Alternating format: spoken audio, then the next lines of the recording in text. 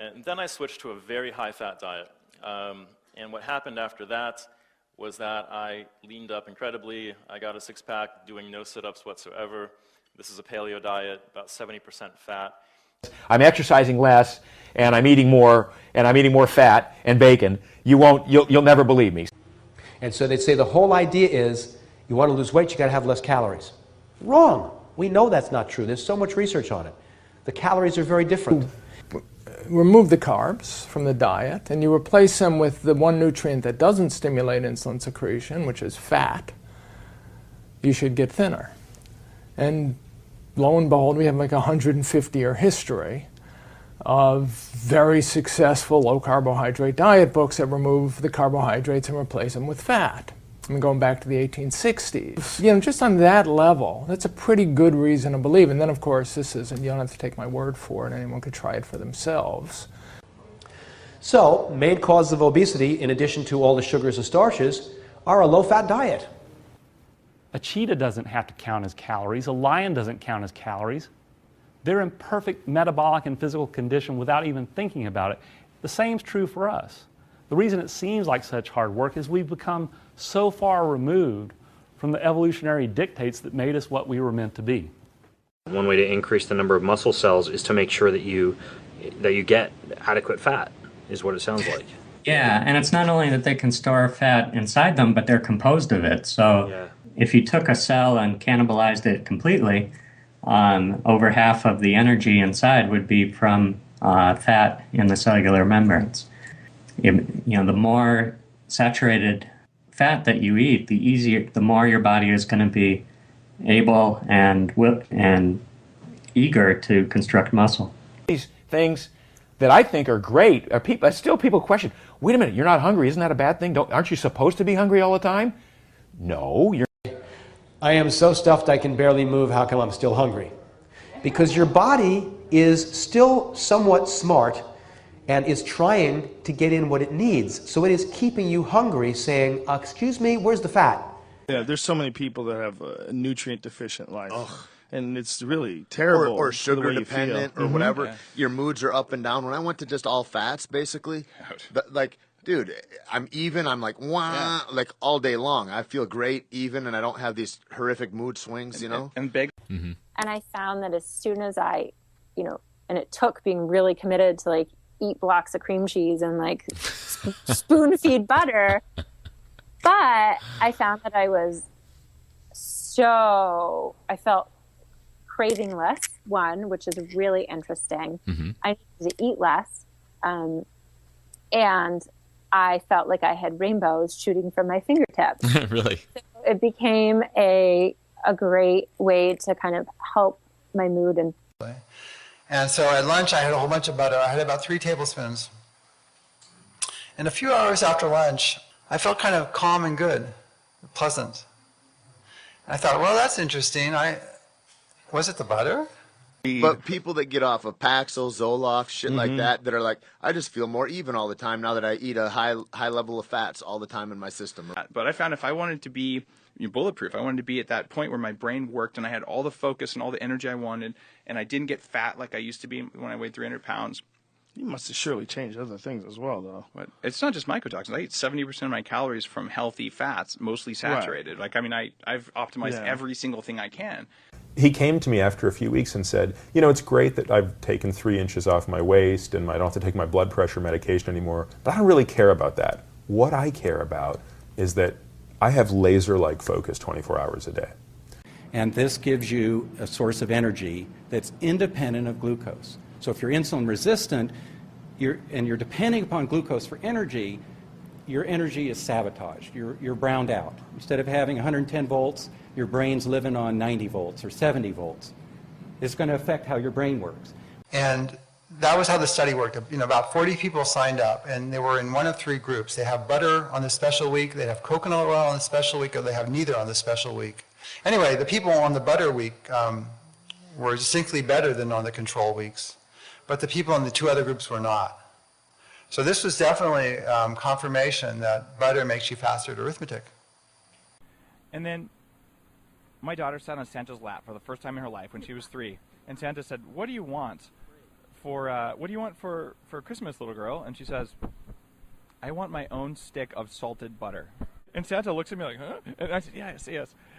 So he did say yes. And Christmas morning, she had her bike and she had her little cooking set, and she opened her Kerrygold butter, which is the Irish butter that's very available in the U.S., and she looks at it and she goes, yay! And she holds it above her head and she runs around the house like an Olympic torch, opens it up and takes a bite like a Snickers bar. Now, many listeners are going to be horrified by that. You know what I felt? I felt like, hallelujah. She did not want a damn Twinkie, right? She did not want Lucky Charms. She wanted something that directly affects her brain's ability to form what it's made out of. Your brain is made out of first water and then fat, nothing else. The lining of your nerves, the ones that you're so desperately working to grow when you're young, is made out of fat. You need that stuff. And kids on a high-fat diet don't get cavities, they thrive, and they behave better. I call it Get Some Ice Cream. That's what Keith was calling bulletproof it. ice cream. It's a bulletproof recipe, but it's in my book, the Upgraded Chef book. It's going to be on the menu. And so here's how it works. You put like 9 egg yolks, not the egg whites, just the yolks. Like you can give the whites to someone who does low fat stuff, and then you put like chocolate and butter and coconut oil and MCT oil in there, so as much fat as you can fit in this ice cream. And you put it in the ice cream maker. You can put whatever sweetener you want in there, sugar, xylitol, whatever, honey, and you make the stuff, and it sends an environmental signal to both of you, but especially the woman. Her body is primed. All women have this if they're still fertile, and it says, if I'm in a world where there's enough raw materials to make a super healthy baby, I should go to the bedroom and make one. So you basically give this huge dose of amazing fats, which the body craves, and then what happens? You go to the bedroom an hour later. It's predictable and repeatable. I mean, Keith was saying it works, right? Yeah, he got like hundreds of people who try this. It's just I'm telling you, vodka versus Get Some Ice Cream, you're going to score more if you make this ice cream. And their breath will be way better. For hormone balance, all of the sex hormones. So we have 3 estrogens: estrone, estriol, and estradiol. We have testosterone, we have progesterone, we have DHEA, we have pregnenolone, we have a whole bunch of what are looked at as sex hormones and precursors. They're all made from the same molecule, and the molecule is cholesterol. A researcher in India noticed that in his area where people eat a lot of butter, alcoholics didn't get hepatitis and cirrhosis. And so he did a study with rats and fed them butter and lots of alcohol, and they didn't get hepatitis and cirrhosis. Now, as you can see, the liver is made up of layers and layers of fat membranes. These membranes are almost entirely made of fat. Remember, this replaces itself every 8 weeks, which requires you to eat at least 10 pounds of good fat every 2 months in order to have enough fat just to replace your liver, not thinking about replacing all of the other cells in your body and replacing the brain, which is also almost completely fat.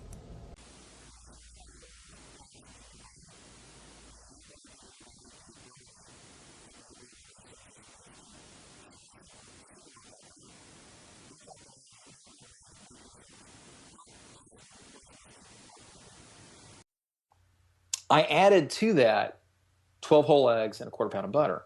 So at the beginning of that, I've actually got my labs in front of me. Interestingly enough, the number that's really important here is HDL. As you know, one of the key indicators for heart health, HDL. So it started off, it was 34, not really impressive. And after 90 days of eating a dozen whole eggs a day and a quarter pound of butter a day, it was 52, which is a lot closer to being outside of risk factor. Triglycerides were 200 at the beginning of the experiment. Where do you think it was at the end? Triglycerides are the indicator of fat in your blood, right? Right. I'm eating we're talking about, 40 times RDA. It's just ridiculous amounts of cholesterol. Mine went from 200 to 119. So that's the butter egg experiment. Probably the most horrifying experiment to my friends and family. Butter, we've been told 1 million times that butter is bad for our circulatory system. Everybody apparently believes it. Okay. Well, for other reasons, before I started eating all the butter, I had what's called a heart scan or a computerized X-ray or whatever you want to call it. But it's a standard way of measuring the calcification of your circulatory system. And you get a score called the Agatston score, very, very standardized. And the top score I'd gotten before the butter is It's on the top. The score is about 38. If your score is 400, watch out. You're going to have a heart attack. But if your score is 38, that was about average for my age. Okay, fine. So a year goes by, and I'm eating butter every day for the year. And luckily for me, I had done this. And so I could do it again and find out if my Agatston score had gotten a lot worse, as everyone would predict. Well, strangely enough, it had gotten better. My first score was about 38. My second score was 29. Anyway, that's very rare. There's data to show how rare this is, how rare the improvement. And a nice little story about a man in his 80s who showed up in an ER, and he had sort of an obsessive compulsive issue where he would eat 20 plus eggs a day. I'm not sure if you're familiar with this. It's a New England Medical Journal article. And it turned out that this guy's HDL was nearly 100. So it's interesting that, that what I found was this showed me something that people in metabolic syndrome research know, and that is the more dietary cholesterol you consume, especially in these animal fats, the higher your HDL.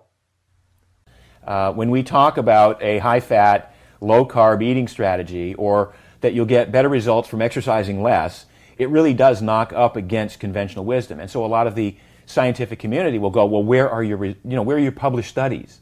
And we can certainly give them the published studies that trickle down over time. But my basic response is, wait a minute, I have thousands of testimonials that are this long about every detail that these people did to lose 50 pounds or 75 pounds or to get rid of their polycystic ovarian syndrome or to get off their diabetes meds.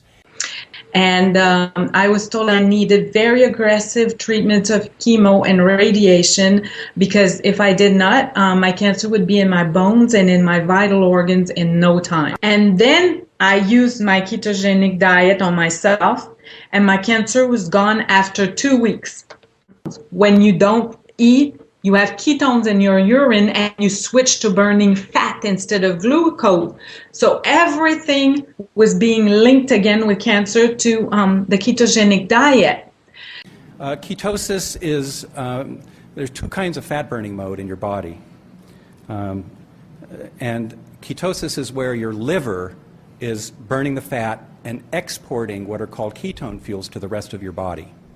And the affinity of your body's tissues for them is about 10 times what it is for glucose. So if you take, let's say, a rodent with induced congestive heart failure and you inject them with ketone fuels, you'll see a 50% increase in heart ejection fraction in 30 minutes. That's how fast it is.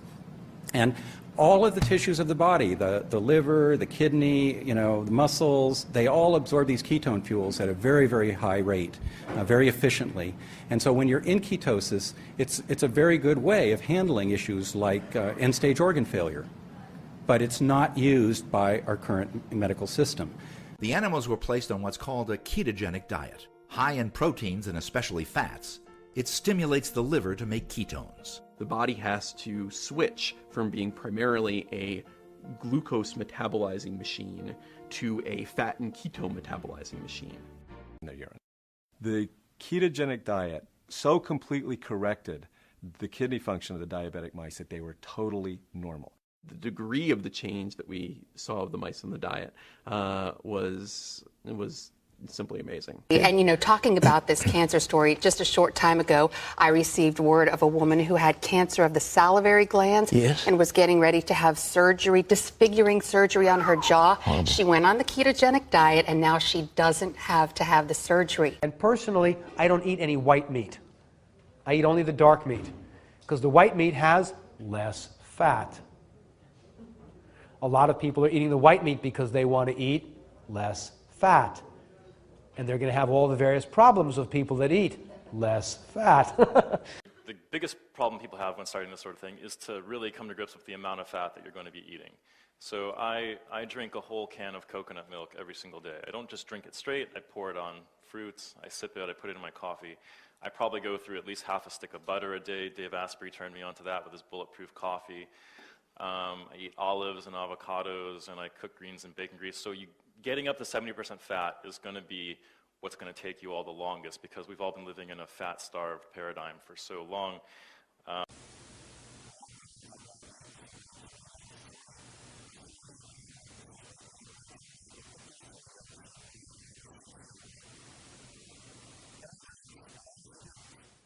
And for people who've not had a lot of metabolic damage, it probably only takes 21 days to upregulate the genes that are really involved in effective and efficient fat metabolism, and kind of downregulate the gene systems that are involved in or requiring a regular input of carbohydrate. That's a fairly short-term transition.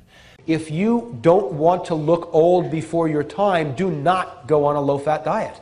The body uses fat to nourish all those cells. My record so far is 24 hours of fasting and then a 6-hour bike ride with just water. But it was a remarkable experience to be able to sort of start to push the bounds of what the body can do if you truly allow it to access its own internal stores of fat. But for those of us who are trying to prevent cancer, a moderate ketogenic diet has been proven to be very successful. I'm on that. I've had cancer and I don't want it coming back. And this is an old medical text that I found. It's from 1944. And right in this medical text, it shows that our diets really should contain up to 65 or 75% fat. And back then, of course, that would have been animal fat. Food is maybe the number one heaviest drug that anybody takes in the world. And we do it all the time without thinking about it. And I would just have you consider that if you think about it just a little bit, you can have a drastically different experience with life. You know, I've been a sort of ultra-distance endurance person my whole life, and one of the things I've noticed is many people fail metabolically. They don't fail because their cardiovascular systems aren't robust enough to handle it. So, 7-8 hours into a swim, you'll get a lot of people who, sort of fall off a cliff. And it's because they're failing at a cellular level, they're failing at a metabolic level, they're failing at an oxidative level. They're not failing because their shoulders are too sore. They're not failing because their heart and lungs can't pump hard enough. And so it's that very particular athlete. And the same is true for the person who's running the marathon or doing these other things. There's a huge advantage to this. And you know how I was saying in the story there are no side effects? There actually is one side effect of the ketogenic diet. Makes you thin. You lose weight. You got it.